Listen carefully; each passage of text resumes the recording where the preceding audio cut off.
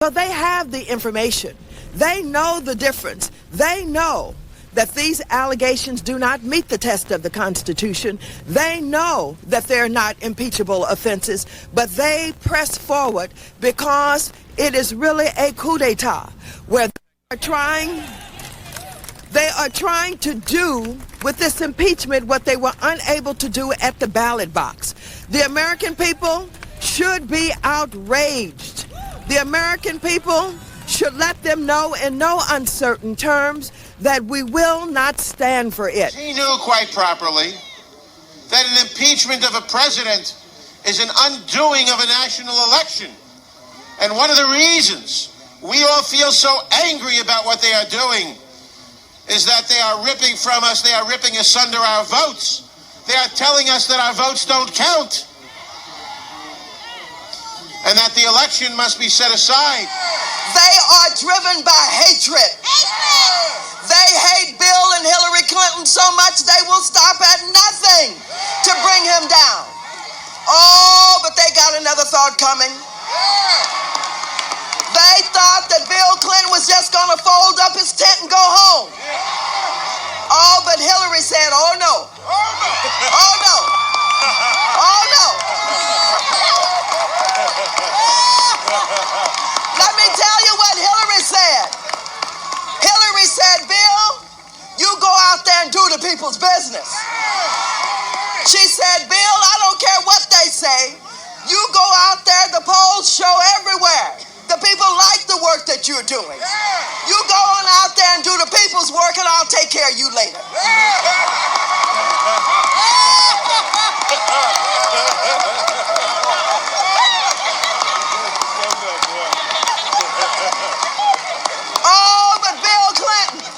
Thank you. Today, the Republican majority is not judging the president with fairness, but impeaching him with a vengeance.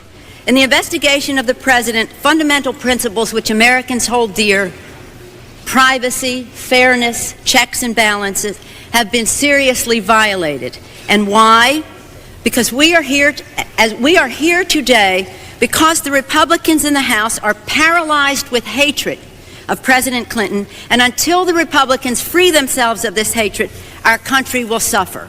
I rise to oppose these unfair motions which call for the removal of the President of the United States from office, and in doing so wish to point out some differences between the investigation of the President and the investigation of Newt Gingrich. The first principle in our investigation of Newt Gingrich was that at the moment we found exculpatory information, it would be reported immediately to the accused and be made public. The independent counsel knew that the president was exonerated when Travelgate, Whitewater, and Filegate, and he held that information until the hearing, indeed until after the election. This was not fair. Indeed, it is the responsibility of any prosecutor to immediately release information that is exculpatory. This is their president we are talking about. The President of the United States does not serve at the pleasure of the legislature, does not serve at the pleasure of Joe Biden, does not serve at the pleasure of Henry Hyde, does not serve at the pleasure of the Congress, as a prime minister does in a parliamentary system. He is elected directly by the people of the United States of America. And the election of a president is the only nationwide vote the American people will ever cast. And that's a big deal.